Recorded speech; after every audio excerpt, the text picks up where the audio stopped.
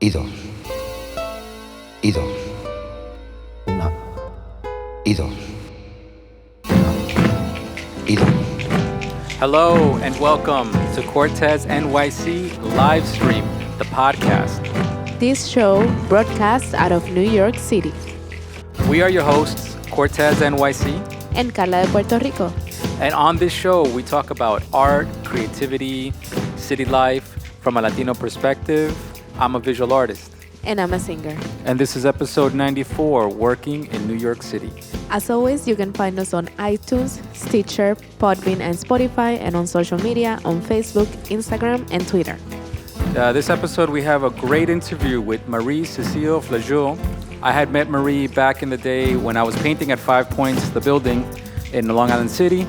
Now she's the curator of the Museum of Street Art for Citizen M Hotel down in the Bowery in New York City. And she's also part of the collective, the 5 Points Creates Collective, which they create art events around the world. So listen in on this interview. Let's get on with it. Let's go.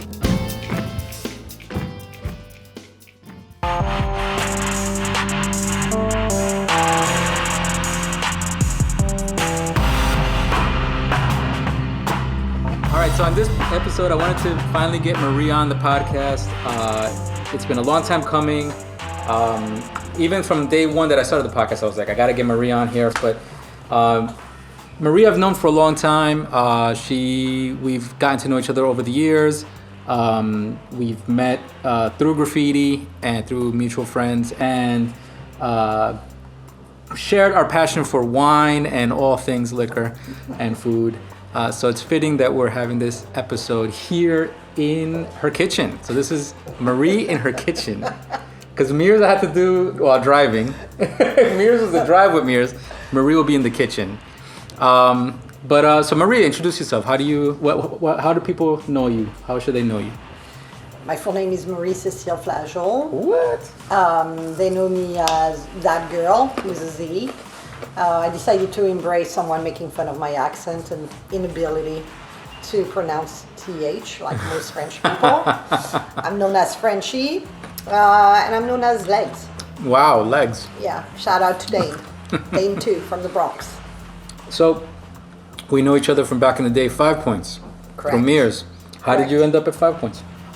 How did I end up at 5 Points? I actually got in touch. So I moved to New York in 97. I think the first time I actually physically entered the loading dock was probably 2003. And it was kind of a not busy day. So I just walked around. I think I was driving. I don't remember where I was driving back, but went through Queens and saw the top of the building. And we made a loop to kind of walk around. And then I first met Mears in 2005, and I was looking for a graffiti artist for a corporate job. What were you doing? I was working in event and marketing in New York. That's kind of originally why I moved to New York in 97. Okay. And so it was an event for a French car company that I was doing in Tribeca, the Classic Car Club. And I wanted to have a graffiti artist paint a super large scale canvas live. What did you know about graffiti back then? Well, so that's kind of funny because I knew more about street art because chronologically, and people don't realize this, political street art in France started in the 50s and 60s. And the actual art of lettering was birthed in France really in the early 80s. Directly influenced by New York and kind of brought back by artists such as Black Lerat from Paris, Mystique, all these artists who were street artists. So I knew much more about street art because you had more street art on the walls of Paris than you had actual lettering. Gotcha. And actual graffiti. But being in New York and having been in New York as early as 1990, I knew a lot about seeing it and kind of enjoying it. So to me, it was a very East Coast and a very New York thing. And so I met Mears for the first time, interviewing him for that job. What'd you think? Were you impressed? I thought he was an asshole. I thought he was a great artist. I mean, this is a story that I tell and Mirrors tell, and obviously they always come different. He came for a meeting at my office on 44th between 5th and 6th. At the time he was with his ex-girlfriend, and he walked in the office and like made her like sit in the waiting room and was kind of like, I felt he was very bossy. And you have to realize my entire office was female. We had no male in the office. That didn't fly. So we kind of like observed how he was like kind of like treating her. Yeah. But either or, I was very professional at the time, so I kind of was like, you're the man for the job. Hired him. The event was great, and we started working together around that time, and then collaborated on many other projects. And then after the staircase collapsed in 2009, and we knew each other better at that point, he kind of asked if I wanted to help with some of the events and even volunteer at 5 Points, and I kind of jumped on that. Okay. And so then eventually you just kind of became part of that whole movement, and you Yeah. I don't know if they adopted you or you adopted them, but Actually, I think they had no choice. Yeah, it was kind of like this French girl keeps on like showing up and telling us to put ladders away and to be quiet and not to curse. Yeah, I think there were like some people embraced my presence, others didn't, and you know that usually happens when you try to bring change or structure. well, I mean, also that never existed. That role never existed in graffiti. Exactly. So to the culture, that's like, well, what role are you playing? Like, what, Exactly. It's weird. So Exactly. That's understandable. Exactly. Yeah. No, of course. But okay. So then you became a real serious part of 5 Points, and I mean, we don't want to get too deep into that, but you were there throughout the rest of the life of 5 Points, Yep. the rest of its existence, even up to the whole court case and everything. But you, along the way, you've been doing events, right? Like, Yeah. what kind of yeah. events do you handle, or what did you do? So primarily like corporate events was kind of like what I did for firms. So whether it's pharmaceutical or fashion, How did you get into that? like Doing these most events, people, yeah. like most people trying to do something else which was not working out, and then you end up in events because you have a set of skills.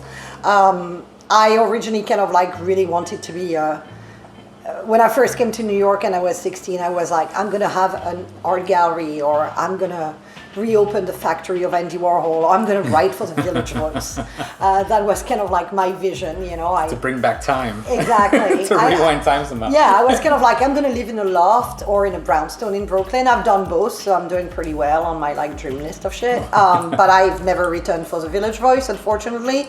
Nor do I own an art gallery. But so events mainly for the French market with different firm, and then started my own firm in early 2011, late 2010. So for people that wouldn't know what events are, like describe what it kind of, give us a little kind of. Well, I think the description. term, yeah. Would it So there are different like way of defining it. I like the term producer because that's really what I kind of do. So I get hired to curate and come up with all the creative, and the purpose of the client can differ. It can be to like host their top investors. It can be a press junket where you're introducing a new product and a brand wants to expose it to the press, or now like a big thing is influencers, obviously. Whatever it is, it's kind of like you're a master of ceremony, but you're also kind of the brain behind it. So you write what we call guidelines, which is a story. So defining a venue, a mood, a story, and then based on that, once it's approved, you source all the talent and all the components and contract everybody, and then make it happen. What do you think what are the biggest skills that you use, your biggest creative talents that you use to do this, to make this job happen? I think I'm a very good listener when it comes to brands and clients, and I really try to become whatever the product or the brand or the story or the purpose is, and I do a lot of research, and then it comes to me fairly easily, whether it's what the musical tone is going to be, what the food influence is going to be. It's very easy for me to kind of set the tone and create a cohesive narrative, and also make sure that there is a crescendo in an evening. You don't want the magic to happen within 5 minutes, and you don't want it to happen towards the end because at that point you've lost people's attention.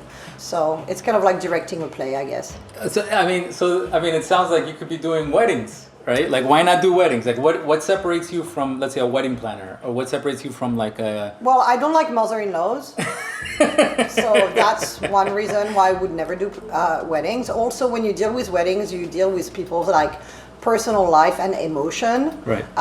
And that's not something I'm interested in. So what motivates you to do these specific clients and these? It's usually to create some things that can never be reproduced, force them to experience some things they would never experience otherwise, with the blessing of a client. Got you. But I was just working on an event. Unfortunately, we're in March 2020 and coronavirus is all over the place, but I was just working on an event which was to happen in Paris, and I integrated graffiti and a really old school DJ and a lot of very urban elements for an experience for a brand which would be quintessential Upper East Side, townhouse, and the Met. And I think that's kind of the clients called me in Paris Wikipedia. 2 days we spent together, but it was everything. I told them that Chet Baker, Let's Get Lost was going to play the minute we arrive, and I told them why, and then I integrated calligraphy and like quotes by Hemingway because showed them the booth where he used to write when he hung out at a specific venue. So I think it's rooted in me wanting to be a writer. It's being a good storyteller, but there is a difference. You cannot just be a teller in events. You have to be able to deliver. So you need to be a master maker, which is why I like the term producer. Okay. I mean, just from an observer, I've seen you in action sometimes, and I feel like you have an amazing memory. Like, you have a really good ability to recollect details and recollect things and events and to put together things that are happening in front of you with things from the past or facts that you know. Mm-hmm. And you have a good ability of bringing the people that you're working with to connect these ideas together. I've seen you do it, and I'm like, wow, that's really good. Like, that's a talent. Do you nurture it? Do you ever train that ability? Do you ever like? I think the memory, I know I have a borderline autistic memory. I feel that, you and I, without revealing our ages, I think we're from a generation where we studied on paper. So yes, memory was a number one tool at school. We were told if you don't know, there was no Google, there was no let me look last minute.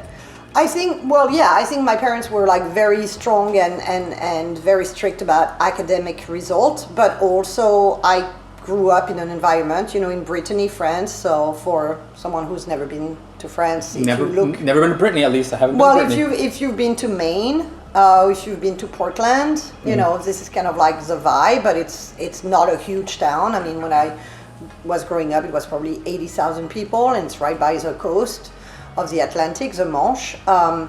But I grew up in a home where books were always a priority, music was always a priority. So we were never, and I was never told no, and God knows I was devouring books. Like, I remember my dad telling me lights out at 8:30, and I'm 8 or 9, and I'm like with a flashlight under the sheets, like finishing a book because I can't put it down. You see, that's contagious though. I feel like that energy that you just described is contagious. Maybe that's where you and I kind of like, urge that on because I see that in you, and it's contagious. I'm like, and I know I have that. And when you see it in other people, a lot of creatives that have that ability to get into something even when somebody's telling them stop it, and you're like, I can't stop myself. I gotta keep going. My dad would smile. He would smile. He knew. Right. Because then the next morning, I'm getting ready for school, and we're sitting, at the table for breakfast, and I have bags, but I have a stupid smile because I finished the book. And that's all I wanted. I wanted to know how it would end. So my parents were awesome like that. It was not always about getting the latest awesome outfit that everybody wanted, but if it was a book, a record, if I said, oh, there is this concert or this, museum shows, they always, to the best of their ability, made sure that I would be able to experience it. Taking everything we just described and we just talked about into account, Why graffiti? Why the attraction to graffiti? I moved to Paris when I was 18 to start studying, and I experienced for the first time taking the subway every day and taking buses, and it's boring. So I picked up two things. One which was really bad, which were cigarettes. But the other one is like you're sitting there and you're bored. And I kind of like started paying attention to like stencils and message and political statements. And that was kind of like an unplanned treasure hunt. Okay. And I remember there was one guy in Paris, and he's still alive, and shout out to Sagart, Alain Sagart. And he was really known in Paris because he was doing those like Egyptian goddess eyes, you know, very simple, just like the black eye with like the long eyeliner. The iconography, but yeah. everywhere, in the tunnels, on the train. He was not doing stickers, but stencils, whatever. And then he had an alter ego where he was a classic artist, you know, represented in different various galleries in Paris. And I met him, and then within a few weeks, he told me the truth that he was also that other guy. And so I think it was not specifically, because at that time it was street art, or it's not specifically graffiti. To me, it's kind of large scale, it's in your face. It has this very kind of uncontrolled, because it's not created for the purpose of sale or recognition in a museum or in an academic setting. Right. It's kind of like it's bursting out of you guys. Gotcha. And I look at jazz the same way. So I kind of like this kind of unwritten rule at the time. Right. No, absolutely. And I I'm like following. this. I look at graffiti as a jazz jam, as a performance, which is mainly improv, yet improv cannot happen if there is not a very serious set of skills and experience. I got you. No, I mean, what kind of advice could you give to somebody that would want to be the next Marie? That cannot happen, and hopefully it will not. I knew you were going to say there's no other, there's only one. But what I'm sure out there's somebody listening to this podcast somewhere that we're going to be sparking the curiosity.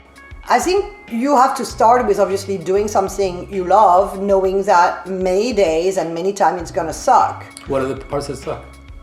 Anything from like dealing with clients to dealing with partners, or, you know, management, co-workers, or in general. Sometimes you are not every job you're gonna do is inspiring. You need balance, whatever you're gonna wanna do. And you need to be super honest and be like, okay, you need to make a living. You are going to define what that living is for yourself. You know, what are your priority? I happen to like good wines and expensive shoes. So my budget may not be the same as, you know, everybody. Definitely not the same. You have high standards. Maybe sometimes. But it's kind of like, you know, being super honest with yourself and being able to check yourself, but also surround yourself with people that are constantly going to inspire you.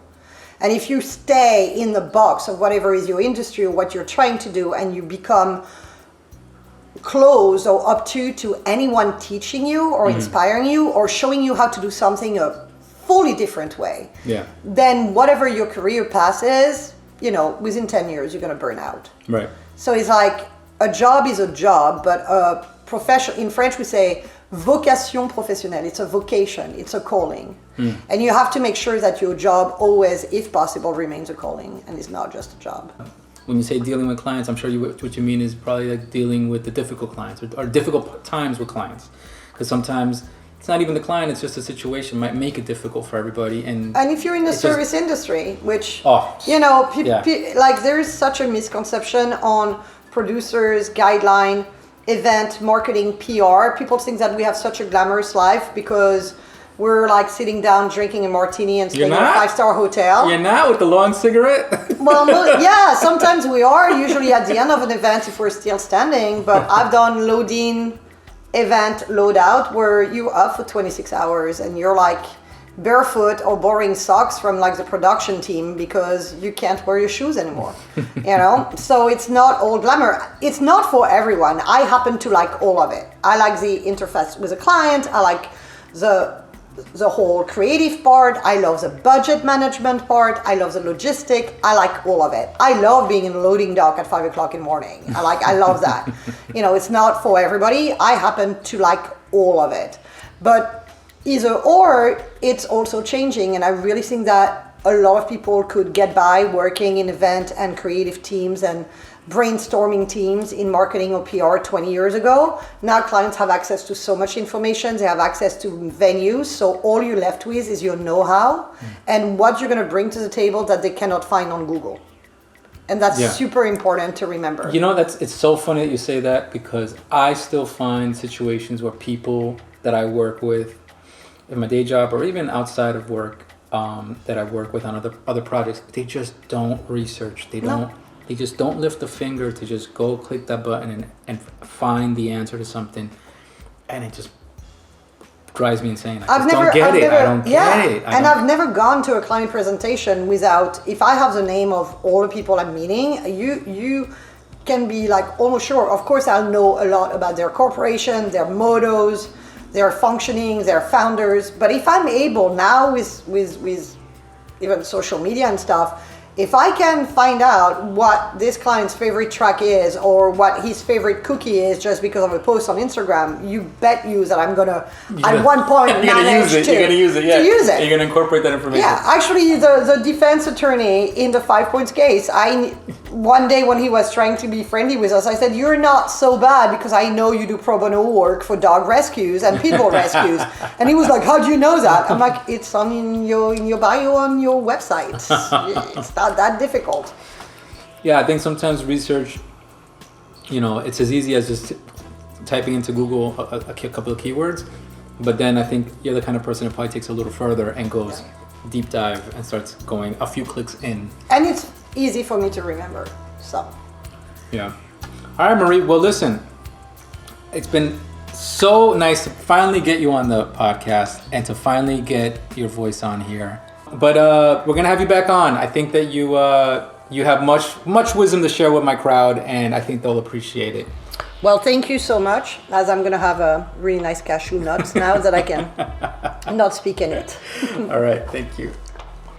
Well, that was a really great conversation with Marie. Yeah. It's great to have somebody that is so experienced in the field of public relations, a field that is very demanding and competitive, and more here in New York City. Absolutely. Where everybody needs public relations, not only corporations, artists, organizations. But even upcoming artists or independent artists. Yeah. This kind of field is something that it's kind of hard to define exactly the task and the role that people play, because then you can hear from her conversation, she plays a lot of different roles. Exactly. And she's happy to do it, but it's hard to pinpoint, a title for a person in that kind of field. Exactly. So that's why you need to have, you need to learn a little bit of everything in order to do it correctly for yourself. Yeah. So if you want to find Marie on Instagram, you can look her up at Marie Brittany to BK, or you can also search for 5 Points Creates and get in touch with her there. Yep. Thank you, Marie.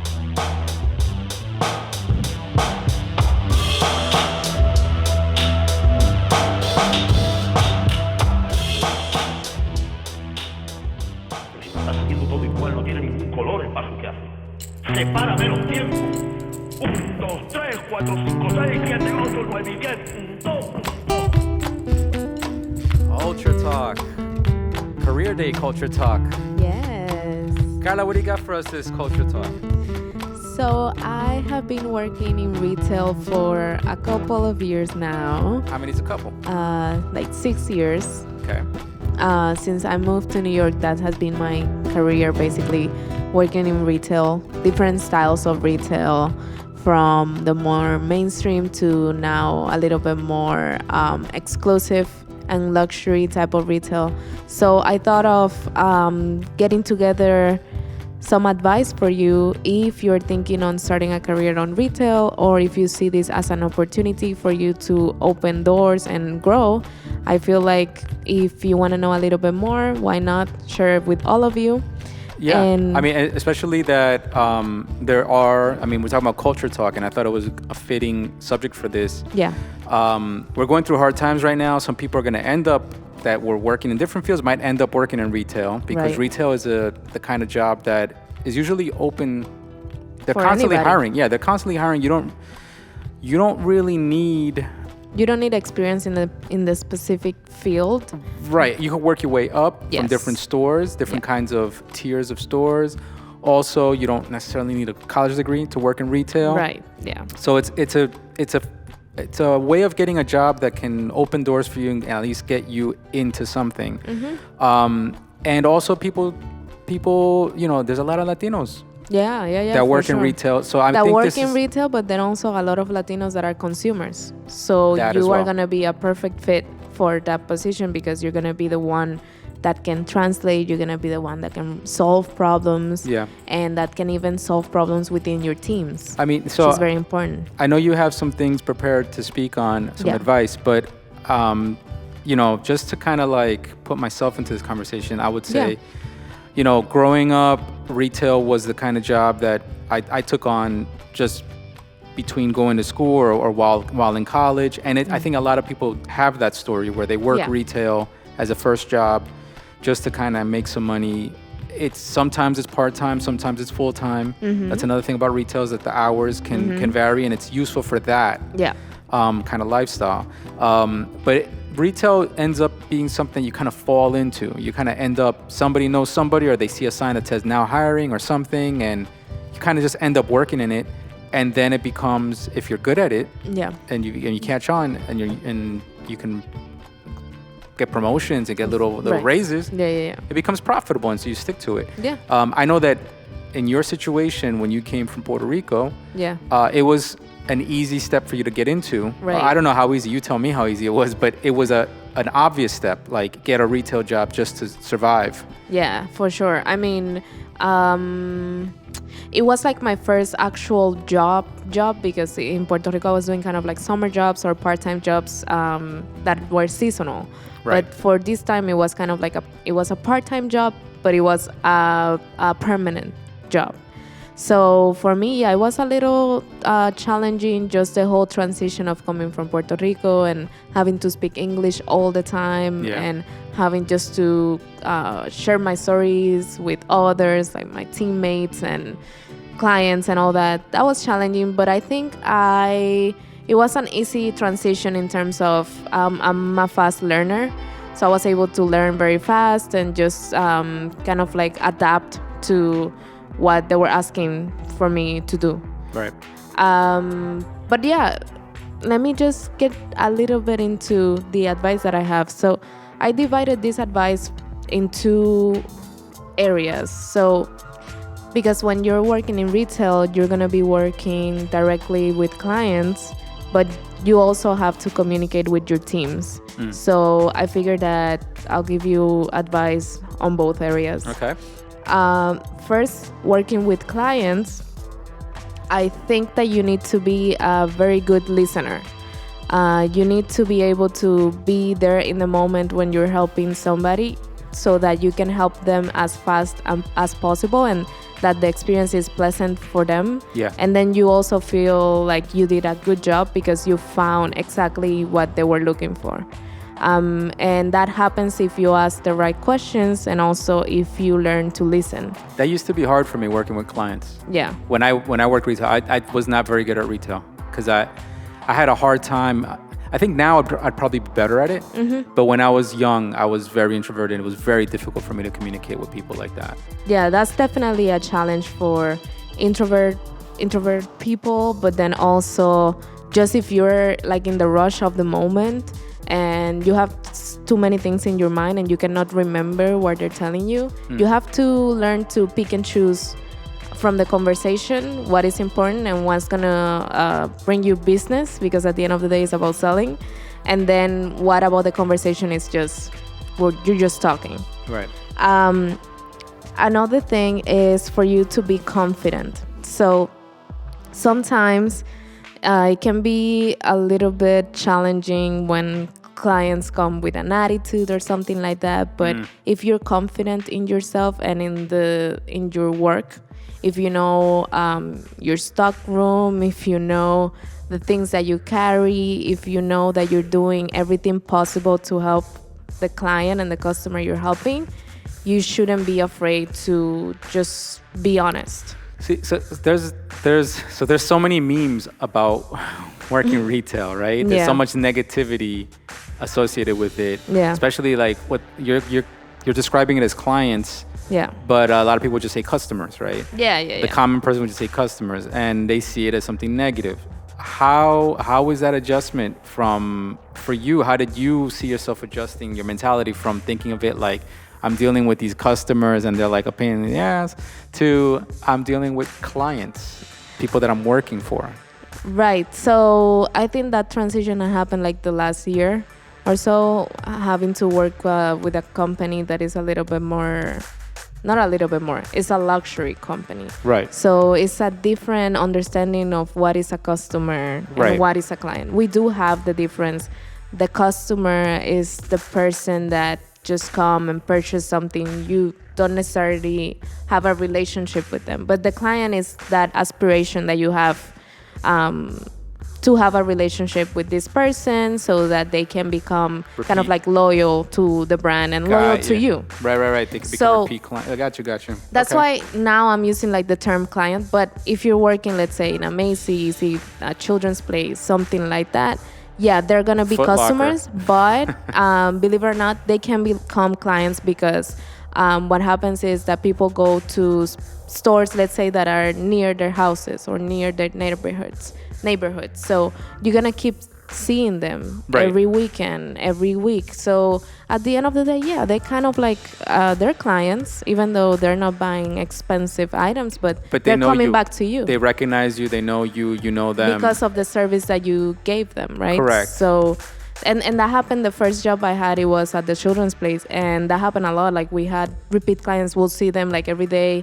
I even had a lady that she recognized me, and we'll have conversations and stuff. So that's part of clienteling and connecting with people. Okay.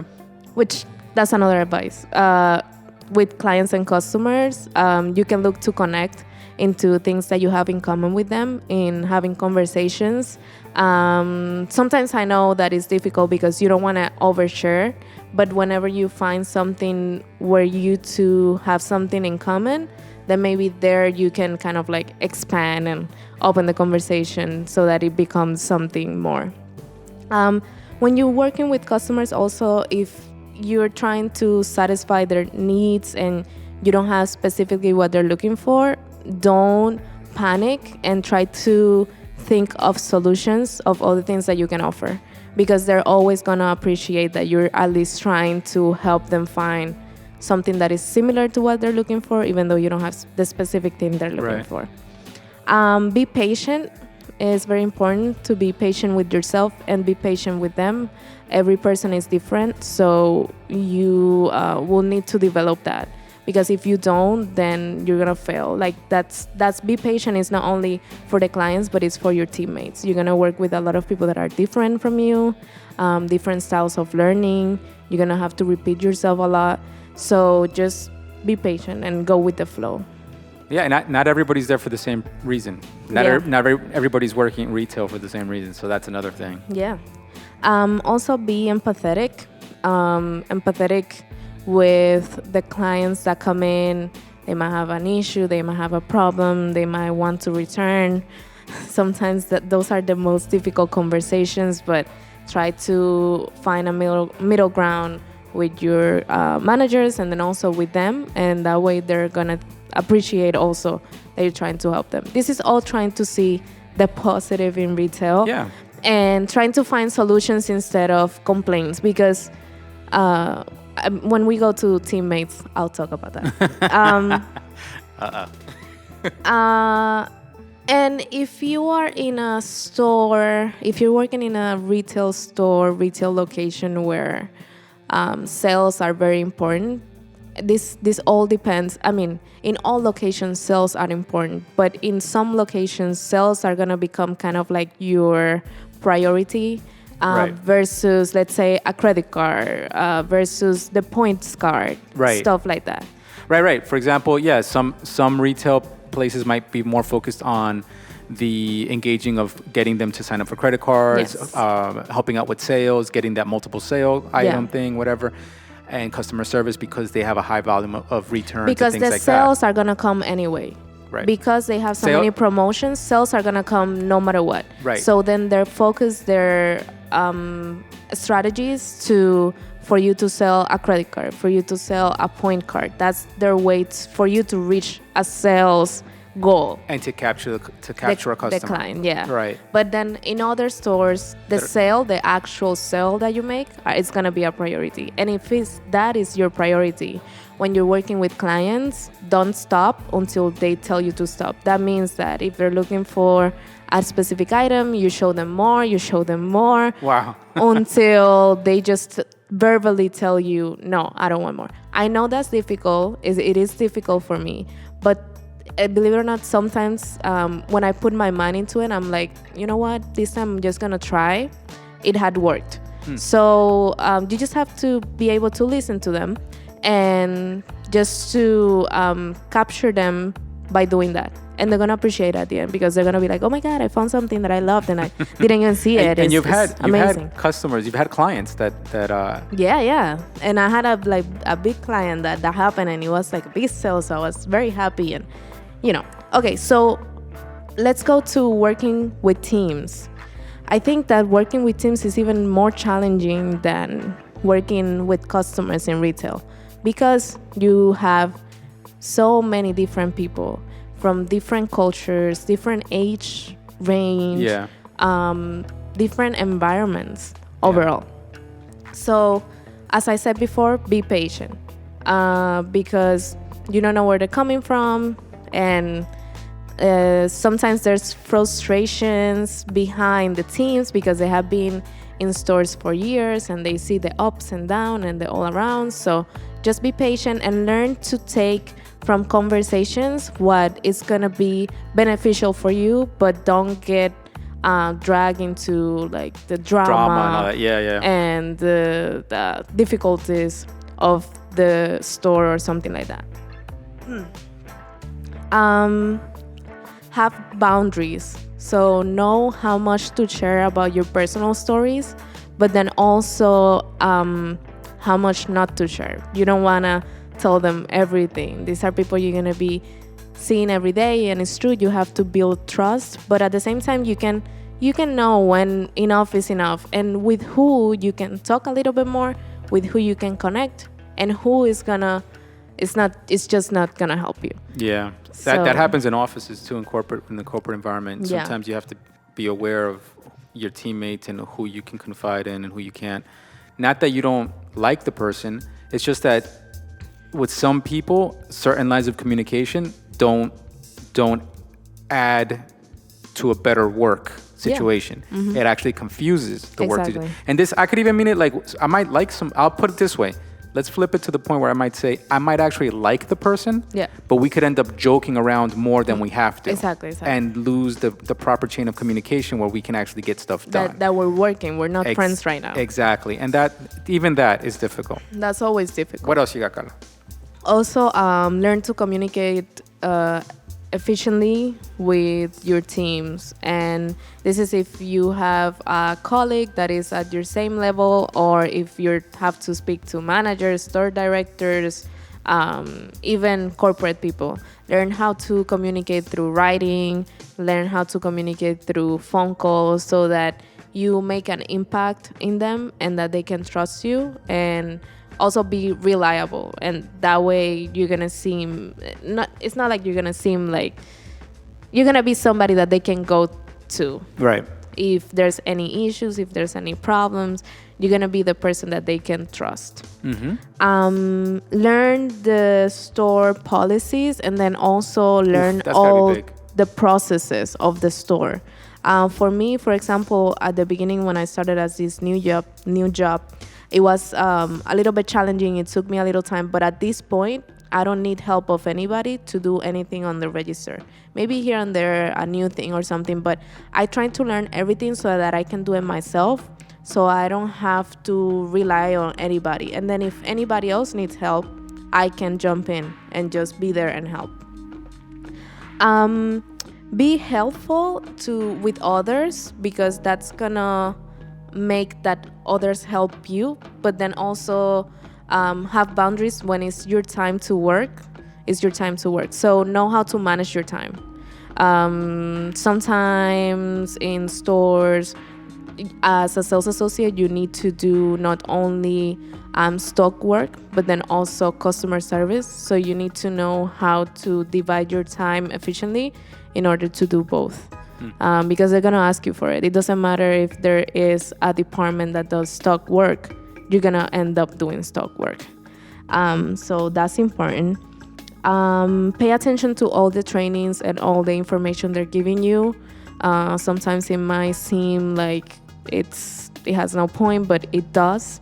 So just like there's also a lot of downtime in retail sometimes. So just use that time to learn a little bit more about what you're selling and be more knowledgeable of the things that you're selling. So then when people come, you know what to offer. And be a team player. Like, be present. Be the person that is optimistic, and be the person that is the positive person on your team, because when you have too many people that are negative, that's easy. Being the negative one is easy, yeah. And you're the only one that is trying to do what they're asking you to do. They're gonna look at you you're the kind of like a fresh water with the right. No, yeah. The desert, you know. Yeah. Absolutely. I see that. So just try to stay positive and stay focused on your work, and don't get too tied up into the negative. You're gonna complain every time, every day, and that's natural. But try that when they're asking for solutions, you bring solutions to the table, and when they're proposing solutions, you're trying to say, yes, we're gonna try it. Even though in the back of your mind, you're gonna be like, oh my God, this is not gonna work. But just be that person that is positive. I think that's all about impressions, and having that kind of impression can go a long way, especially in a situation like of sales, where maybe sales are down or the economy's being affected. Being positive is your only opportunity. Yeah. Thank you, Carla, for sharing this with us. Yeah, no problem. Appreciate it. I hope you learned a lot and get to work. You wanted me to teach you, right? This is street reality. Hablando español. Okay, hablando español. I got a couple of words. What? I got a couple of words. All right. I hope that they're not cuarentina. Are they cuarentina? Cuarentina. How do you say quarantine in Spanish? Cuarentena. We did this for the last episode. Cuarentena? Cuarentena. Cuarentena. Didn't we did this? I don't know. No, we didn't do hablando español. No. Okay. Well, so yeah, quarantine is cuarentena. It comes from 40. It's supposed to be 40 days in the house. 40? 40. 40 days. We are in day like 22. So 20 more days to go. Yeah, we're going a little crazy But I here. think they're calling quarantine any quarantine is period of time that you need to stay home, right? Quarantine is whenever anybody is isolated. Isolated. They're called. They use the phrase quarantine them. Yeah. But quarantine, the comes original word. The original, the old. The root of the word comes from 40 days. Yeah. But from almost like from quarter. Yeah. But yeah, we're going a little stir crazy here. Yeah, a little bit. In the house, being locked up. We're trying to keep it together, but we are. We are. We're just losing it a little bit. We gotta step out more. Yeah. But we're doing good. We're here in NYC. Things are pretty grim. The economy's tanking. Yeah. A lot of cutbacks. A lot of people's lives being affected. That's why we thought it would be a good thing to have this episode where we maybe if you need to reinvent yourself, like the most important thing about this episode is that you can do it, and that the things that you have learned in other places you can definitely apply to new fields. And retail is very always changing and opening field. And I think the skills required or that you can learn in that kind of job can be adapted to other places, and also vice versa. If you've worked in other places, you probably have some skills that are going to be very useful in retail. For sure. And you might succeed, and it might be a place where a stepping stone where you can kind of find work, and then move on once things get better. Yeah, for sure. Back to the field that you wanted to be in or that you were originally in. For sure. All right, but let's talk. Let's hablar español because that's what we need. We need. If you guys learn anything in this quarantine, is to speak Spanish. You guys will learn Spanish. You have to. Okay. First word is yes. Friends. Friends. France. France? Yeah. You know you said friends, right? No. Yes, you did. France. Okay, France. France is Francia? Yes. Okay. Francia. And how do you say French? French? Francés. Yeah, correct. Okay. How do you say events? Eventos. Mm-hmm. I was about to say inventos, and I was like, that's invention now. Eventos. Events, eventos. Yeah. How do you say listener? Listener. Mm-hmm. Like to be a good listener? Yeah. It's not escuchante. No. Escuchante. Listener. No, okay, so how do you say listener? Oyente. Oyente. You see, I would have never thought. I just learned Spanish. Yeah. I learned Spanish. I know. Oyente. Listener, oyente. Ser un buen oyente. Yeah, I was a little bit unclear about that one too. Because oyente sounds weird. Because escuchar y oír. So there's a difference between escuchar y oír. And I need to review that. But yes, Miss Spanish. Oír is like really paying attention to the words. And escuchar is to just hear. I think. One is to listen and one is to hear. Yeah. Okay. All right. So the next... Oyente. Yes. The next is options. How do you say options? Opciones. Wow. That's easy. You give Honest. Me honest? Oh, honest is good. Honest is honesto? Yes. Okay. Honesto or honesta. How do you say store? Tienda. Right. And Tienda, my store. last one is, how do you say fashion? Fashion. Moda. Moda. I think correct. I think we spoke on that one. Moda. Yeah. Fashion. Yeah, that one will probably throw people off. But moda, like mode. Yeah. Do you have Like any words? the French word. No, I was gonna say. How do you say sales? Ventas. Ventas. How do you say customer? Consumidor o cliente. Okay. Is there a word for retail?